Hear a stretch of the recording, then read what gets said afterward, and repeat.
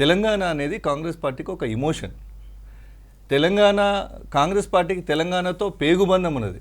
మేము తెలంగాణ రాష్ట్ర decision Congress party తీసుకునే నాడు రాజకీయంగా మాకు ఎంత నష్టం జరిగిందో తెలంగాణ ప్రజలకు తెలియదా?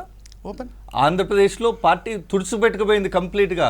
ఇక్కడికన్నా ఎక్కువ స్థానాలు ఉన్నాయి, కానీ మేము రాజకీయ లాభాపేక్ష అప్పుడు చూడలే. తెలంగాణ ప్రజల సెంటిమెంట్ను, తెలంగాణ ప్రజల యొక్క వారి ఆకాంక్షను గౌరవించి తల్లి సోనియా గాంధీ గారు కాంగ్రెస్ పార్టీ తెలంగాణని ఇచ్చింది.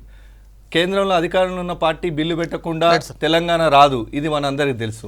అయినా కూడా సోనియా గాంధీని నిందించే ప్రయత్నం చేస్తారు. మళ్ళీ అదే మీరు అడిగిన ప్రశ్నని తెలంగాణ ఏర్పడిన తర్వాత కుటుంబ సమేతంగా మొత్తం సపరివారంగా పోయి కృతజ్ఞతలు చెప్పిండ్రు. ఫ్లోర్ ఆఫ్ ద హౌస్ కేవలం సోనియా గాంధీ గారి ఇనిషియేటివ్ వల్లనే ఈ తెలంగాణ రాష్ట్రం ఇలా సాకారమైందని కేసీఆర్ గారు చెప్పారు. హౌస్లో ఉన్న రికార్డులను అయితే మాయం కావు కదా, ఎత్తుకపోం కదా. రాజకీయ అవసరాల కోసం బయట కూర్చొని ఎంతైనా మాట్లాడచ్చు, కానీ సభా రికార్డులు పర్మనెంట్ ఉంటాయి భవిష్యత్ తరాలకు కూడా.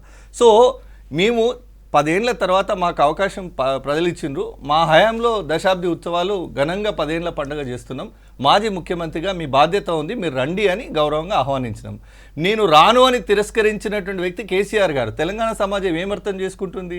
నీకు తెలంగాణ మీద అంత చిత్తశుద్ధి ఉంటే ఇక్కడ కాంగ్రెస్ పార్టీయో మా ముఖ్యమంత్రి రేవంత్ రెడ్డి గారో కాదు, మొత్తం తెలంగాణ కలిసి సెలబ్రేట్ చేసుకుందాం రమ్మని ఆహ్వానం పంపితే తెలంగాణ ప్రజల ఆహ్వానాన్నే, ప్రజలు ఎన్నుకున్న ప్రభుత్వం పంపిన ఆహ్వానాన్నే తిరస్కరించినామంటే నీకు తెలంగాణ పట్ల ఏమాత్రం చిత్తశుద్ధి ఉందో మీకు తెలుసు. ఒకటి, కాంగ్రెస్ పార్టీ తెలంగాణ ఇచ్చిందని నువ్వే ఒప్పుకున్నావు. 2, 3 ఏదో ఇంత చాటభారతం లేఖ రాసిండి ఎవరన్నా?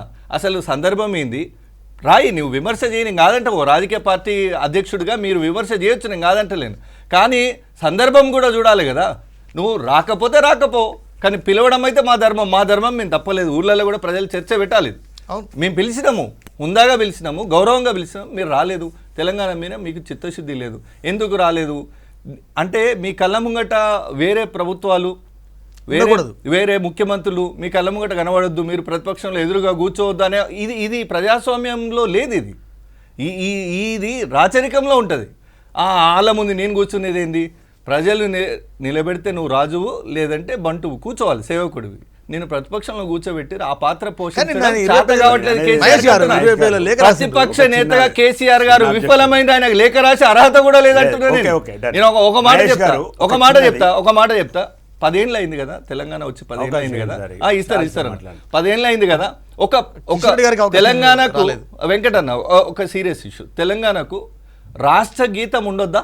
10 ఏళ్ల నుంచి తెలంగాణకు రాష్ట్ర గీతం ఉండొద్దా? ఇలా 10 ఏళ్ల తర్వాత మీరు ఎవరైతే కాంగ్రెస్ తెలంగాణని దూరం చేసే ప్రయత్నం చేస్తున్నారో, మా పేగుబంధాన్ని దూరం చేసే ప్రయత్నం చేస్తుండ్రో, మేము ముందుబడి ఇలా తెలంగాణ అవతరణ దినోత్సవాలు వేడుకగా జయ జయ హే తెలంగాణ పాట పాడుతున్నాం.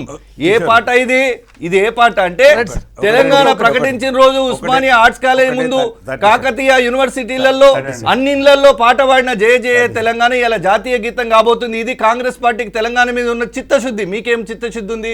10 ఏళ్లు విస్మరించి కాంగ్రెస్ చిత్తశుద్ధి గురించి మహేష్ గారికి కూడా హిస్టరీ తెలుసు.